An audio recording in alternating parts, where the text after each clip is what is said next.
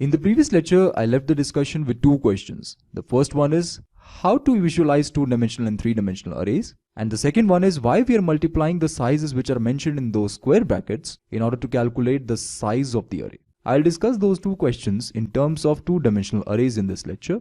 And also I will discuss more about two-dimensional arrays. So let's get started.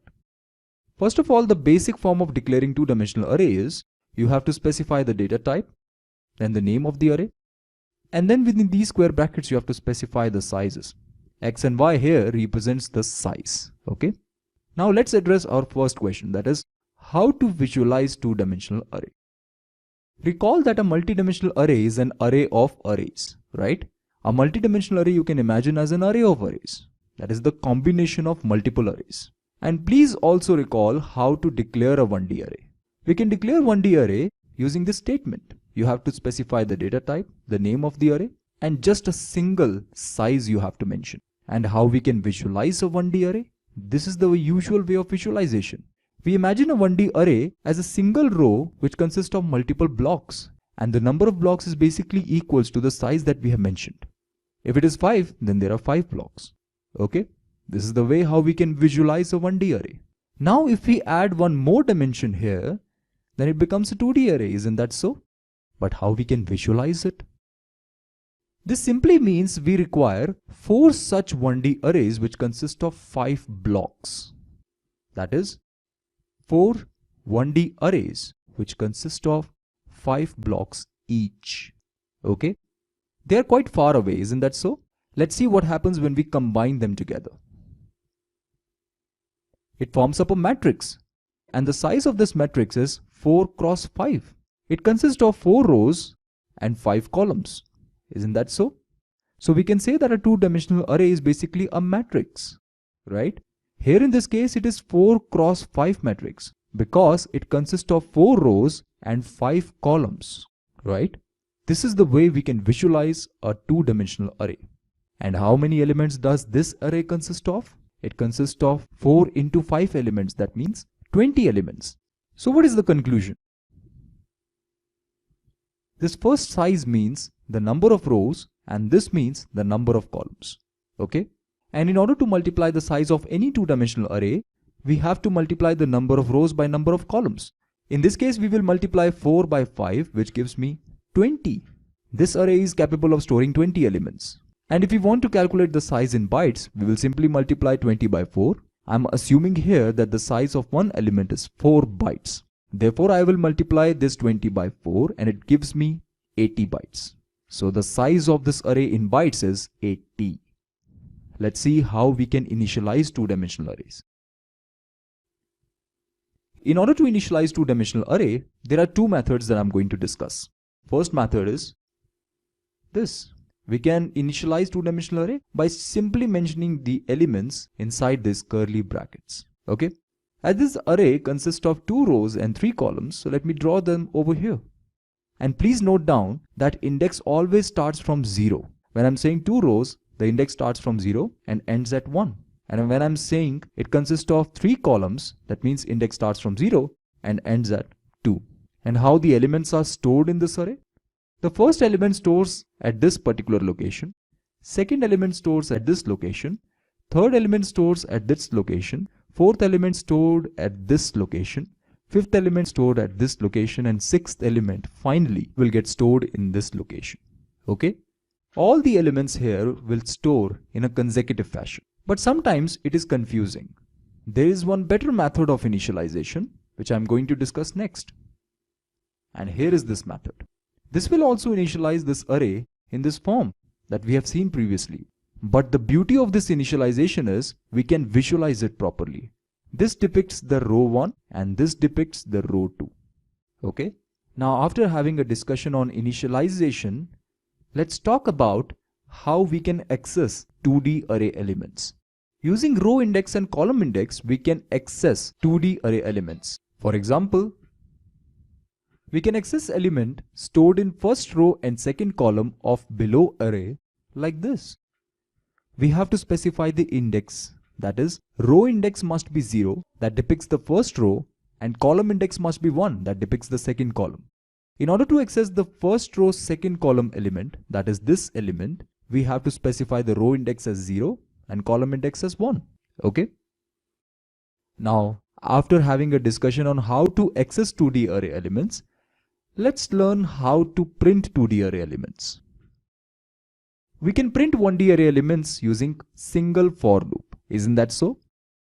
Like suppose you have this array, which is a single dimensional array. We can access the elements of this array by using a single for loop, which is very easy to write by initializing I to 0 and specifying the condition as I less than 5, because in this case the number of elements is 5, and then this increment statement. And inside this for loop, we will use printf function to print all the array elements. Now, in order to print 2D array elements, we will simply use two nested for loops.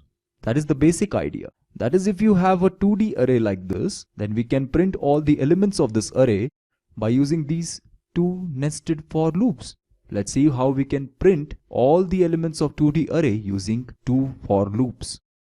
Please recall that the example consists of 2 rows and 3 columns, right? That is, in the conditions there is a need of writing 2 here and 3 over here. Initially we will initialize this I by 0, and then we will check this condition is I less than 2 or not.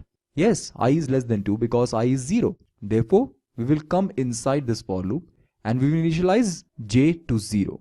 After initializing j to 0, we will check this condition is j is less than 3. Yes, 0 is less than 3, right? Again the condition is satisfied. Therefore, we will land at this point and we will print aij.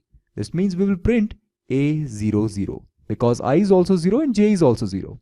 A00 means we are accessing the 0th row and 0th column, that is this element. Therefore, this element will get printed on the screen. And then after that, we will land at this point, that is we will increment the value of j. J now becomes 1. Now we will check this condition is 1 less than 3 or not.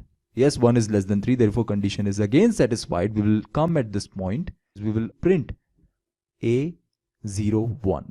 That is 0th row and first column. This element we will print on the screen. After this again we will increment the value of j. J now becomes 2. 2 is less than 3. Again the condition is satisfied. Therefore we will print the element stored at 0th row and second column. That is this element. This element will get printed on the screen. After that again we will increment the value of j. J now becomes 3. 3 is not less than 3. Condition is not satisfied. Therefore we will come outside of this for loop. At this point, after this for loop we won't find anything. Therefore, we will increment the value of I next. I now becomes 1. 1 is less than 2. Isn't that so? Condition is satisfied. Therefore, again we will go inside this for loop and again we will find the for loop. This means the j will again get initialized by 0. Please note that I is 1 in this case and j will again get initialized by 0. Again we will check the condition. Is 0 is less than 3? Yes, 0 is less than 3. Condition is satisfied. Therefore, we will print the value stored at row index 1 and column index 0. That is this element. This element will get printed on the screen. After that, we will again increment the value of j. J now becomes 1.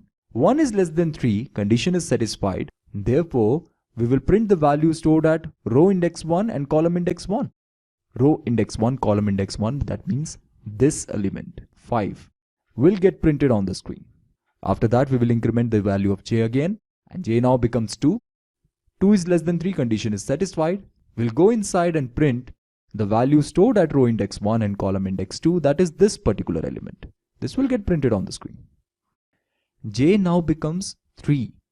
3 is not less than 3, right? Condition is not satisfied and hence we will come outside of this for loop. That is, again we will increment the value of I. I now becomes 2 because previously the value of I was 1. Now it becomes 2. 2 is not less than 2. Condition is not satisfied. Therefore, we will come outside of this for loop and hence the program finishes its execution. Okay.